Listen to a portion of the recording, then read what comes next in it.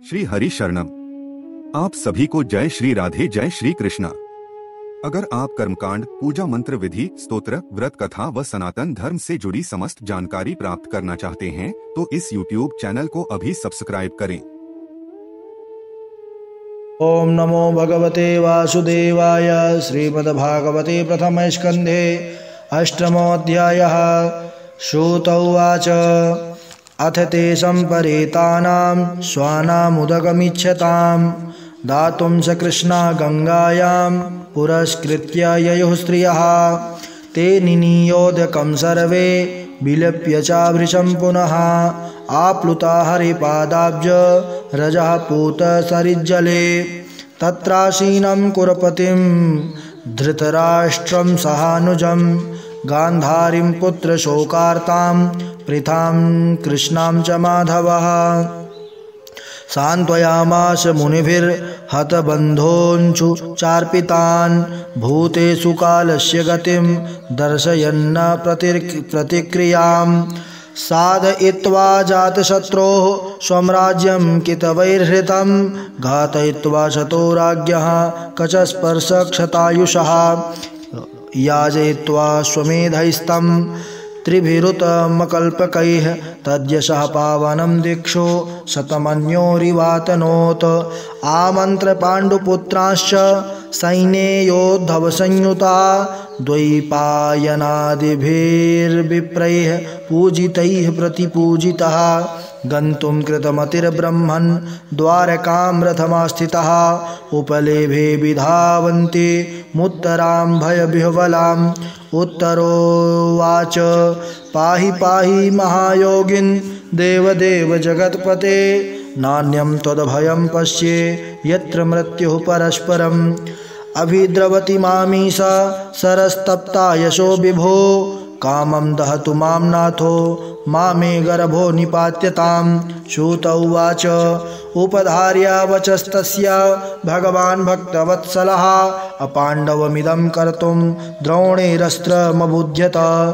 तर्ह्येवाथ मुनिश्रेष्ठा पाण्डवाः पञ्चसायकान् आत्मनो विमुखान् दीप्तान् आलक्ष्यास्त्र्याण्युपादधुः। व्यसनं वीक्ष्य तत्तेषा मनन्य विषयात्मनां सुदर्शनेन स्वास्त्रेण स्वानां रक्षां व्यधाद्विभुः। अन्तस्थः सर्वभूतानामात्मा योगेश्वरो हरिः स्वमायया वृणोद गर्भं वैराट्याः कुरुतन्वते तन्तवे। यदप्यस्त्रं ब्रह्मशिरस्त्वमोघं चाप्रतिक्रियं वैष्णवं तेज आसाद्य समसाम्यद भृगुद्वः। मामंस्थाहेतदाश्चर्यं सर्वाश्चर्यमयेच्युते य इदं मायया देव्या सृजत्यवति हन्त्यजः। ब्रह्मतेजो विनिर्मुक्ते रात्मजैः सह कृष्णया प्रयाणाभिमुखं कृष्णमिदमाह प्रथासते। कुन्ती उवाच नमस्ये पुरुषं त्वाद्यमीश्वरं प्रकृतेः परम् अलक्ष्यं सर्वभूतानाम् अन्तर्बहिरवस्थितं मायाजवनिकाच्छन्ना मज्ञाधोक्षजमव्ययं न लक्ष्यसे मूढदृशा नटो नाट्यधरो यथा। तथा परमहंसानां मुनीनां अमलात्मनां भक्तियोगविधानार्थं कथं पश्येमहि स्त्रियः। कृष्णाय वासुदेवाय देवकीनन्दनाय च नन्दगोपकुमाराय गोविन्दाय नमो नमः। नमः पङ्कजनाभाय नमः पङ्कजमालिने नमः पङ्कजनेत्राय नमस्ते पङ्कजाङ्घ्रये। यथा ऋषिकेशखलेन देवकी कंसेन रुद्धा चिरं सुचार्पिता विमोचिताहं च सहात्मजा विभो त्वयैव नाथेन मुहुर्विपदगणात्। विशान् महाग्नेः पुरुषाददर्शनात् सत्सभाया वनवासकृच्छ्रितः मृधेनेकमहारथास्रतो द्रौण्यास्रतश्चास्मि हरेभिरक्षिताः। विपदः सन्तु नः शश्वत् तत्र तत्र जगद्गुरो भवतो दर्शनं यस्याद पुनर्भवदर्शनं जन्मैश्वर्यश्रुतश्रेभिः रेधमान् मदापुमान् नैवार्हत्या विधातुं वै त्वां किञ्चन गोचरं नमो किञ्चन वित्ताय निवृत्तगुणवृत्तये आत्मा रामाय शान्ताय कैवल्यपतये नमः मन्ये त्वां कालमीशानमनादिनिधनं विभुं समं चरन्तं सर्वत्र भूतानां यन्मिथः कलिः न वेद कश्चिद् भगवांश्चिकीर्षितं तवेहमानस्य नृणां विडम्बनं न यस्य कश्चिद् दयितोऽस्ति करहिचिद् द्वेष्यश्च यस्मिन् विषमामतिर्नृणां जन्म कर्म च विश्वात्मन् न जस्य कर्तुरात्मनः तिर्यं निशिषु यादाशो तदन्त्यन्तविडम्बनं गोप्या ददे त्वयि कृतागसिदाम तावद् याते दशाश्रुकलीलाञ्जनसम्प्रभा भ्रमाक्षं वक्त्रं निनीय भयभावनया स्थितस्य सा मां विमोहयति भीरपि यद्बिभेति केचिदाहुरजं जातं पुण्यश्लोकस्य कीर्तये यदोः प्रियस्यान्ववाये मलयस्यैव चन्दनम् अपरे वसुदेवस्य देवक्यां याचितोऽभ्यगात् अजस्त्वमस्य क्षेमाय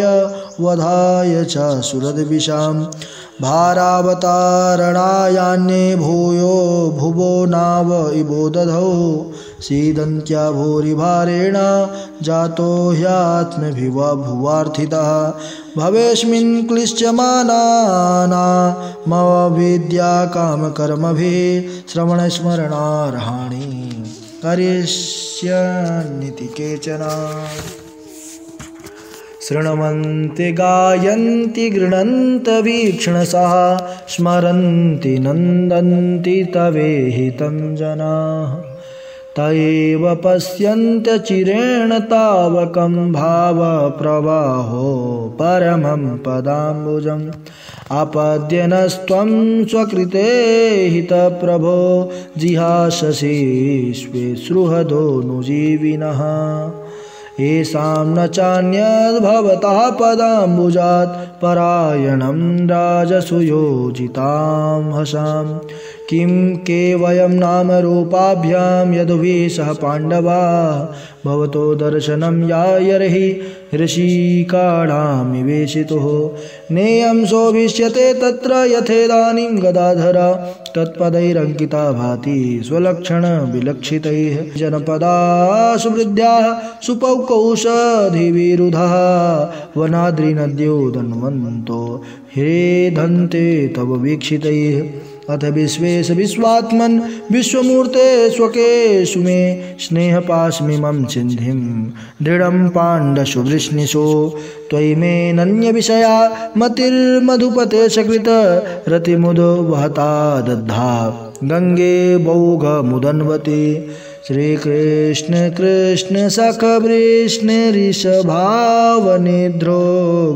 राजन्यवंशदहनान् अपवर्गे वीर्य गोविंद गोद्विजसुरार्तिहरावतार योगेश्वर किल गुरो भगवन् नमस्ते श्रुत उवाच पृथयितं कल्पदैः परिणुताखिलोदयः मन्दं जहास वैकुण्ठो मोहयन्निव मायया तां बाढमित्योपामन्त्र प्रविश्य गजसाह्वयं स्त्रियश्च स्वपुरं यास्यन् प्रेम्णा राज्ञा निवारितः व्यासाद्यैरीश्वरेज्ञाज्ञैः कृष्णेनाद्भुतकर्मणा प्रबोधितोऽपीतिहासेर्नाबुध्यते सुचार्पितः आह राजा धर्मसुतश्चिन्तयन् सुहृदां वधं प्राकृतेनात्मना विप्राः स्नेहमोहवशं गतः अहो मे पश्यता ज्ञानं हृदि रूढं दुरात्मनः